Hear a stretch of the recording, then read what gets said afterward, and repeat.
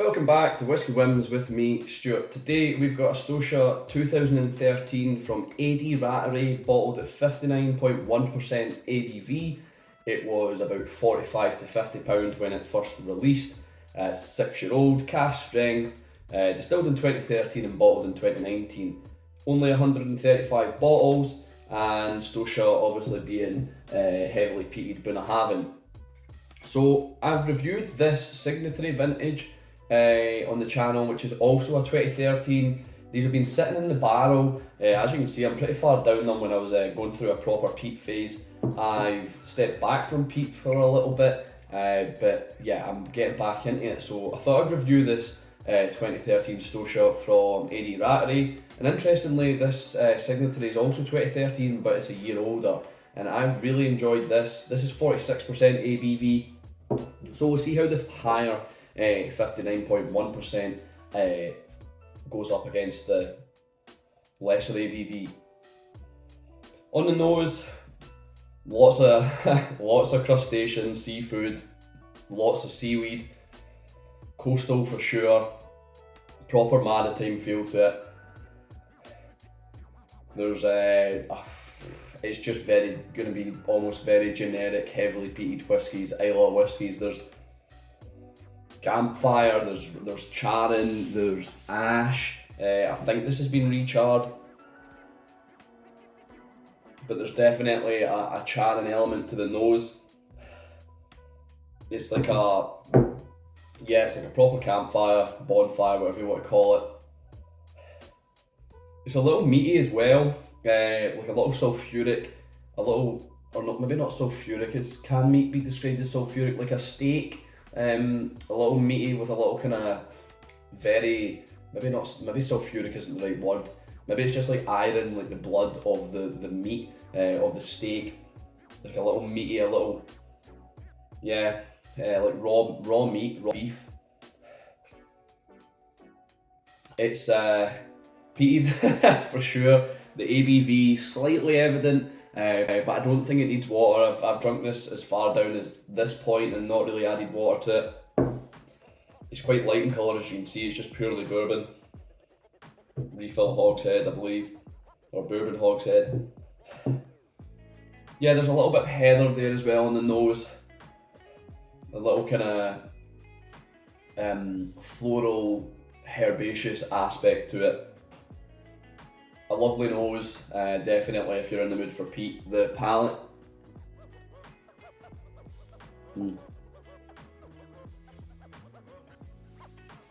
Yeah, it's hot, but it's an enjoyable, manageable heat. For me anyway, doesn't really need the water. There's more seafood there, more kind of shellfish, quite creamy as well. I would like to maybe say something like mussels and like a creamy white wine sauce on the palate. It's very minerally. There's a lot of damp aspect to it as well, like damp kind of seaweed or something. I'm just going to imagine being at a beach and there's lots of seaweed. There's a beach in Irvine, I think it's just called Irvine Beach. And it's usually full of seaweed and full of jellyfish. It's got quite a bad issue with all the jellyfish, but anyway, it reminds me of that walking down there. There's also quite a hefty bit of kind of whipped vanilla cream. I don't know why whipped. It's just what's came to my head. But yeah, like a vanilla creaminess, maybe even like buttercream, butter icing, like that kind of substance. It coats the mouth, it warms the mouth. There's a little bit of like roasted almonds or toasted almonds there as well. It's definitely smoky and charring and peaty in the palate. I like the word grimy because I think it kind of encapsulates a lot of emotive. It's quite an emotive description, I feel, for me. I don't know, but it's a bit grimy. It's as if they've not washed something out. I always imagine it like just like like being a little grimy. That's the only way I can describe it. Being unwashed, build-up of lovely fattiness or something like that. I'm not the best at describing these things, and that's why I shouldn't be reviewing whiskey, but it's grimy. The finish, yeah, definitely long, a lot of heat there, it's warming, it would be perfect for a cold day.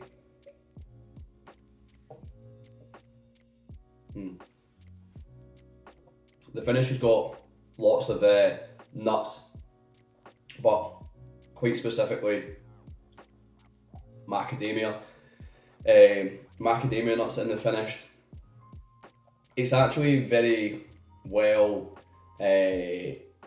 balanced for the ABV. I feel like it could be a lot punchier because it's only 6-year-old, because it's only bourbon. You could have easily just thrown a lot of sherry into this to try and bring it up a little, but it doesn't need it at all. It's already at that stage. It's quite, not perfect, I don't want to say perfect, but it's great where it is. It doesn't need anything else.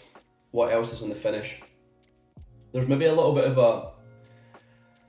like a kind of, yeah, it's just like a dying out fire, a dying out campfire.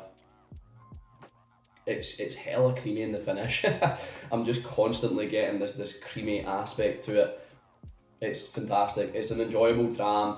It's what you want if you're looking for peat. Like I said, I've been off a bit. I've had a little bit of a peat fatigue. I'm right back on the peat train. It's all I want now.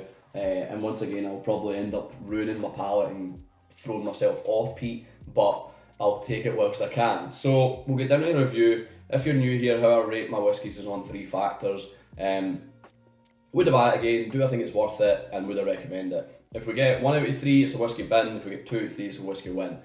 So would I buy this again? So I brought this along because I'm sure I gave this a whiskey win. This is fantastic. This bottle. I think this is my second bottle of it. I could be wrong. I'm sure I've tanned the bottle. Anyhow, would I buy it again? I think I would buy this over it, just because it's a little bit easier drinking, being 46% ABV.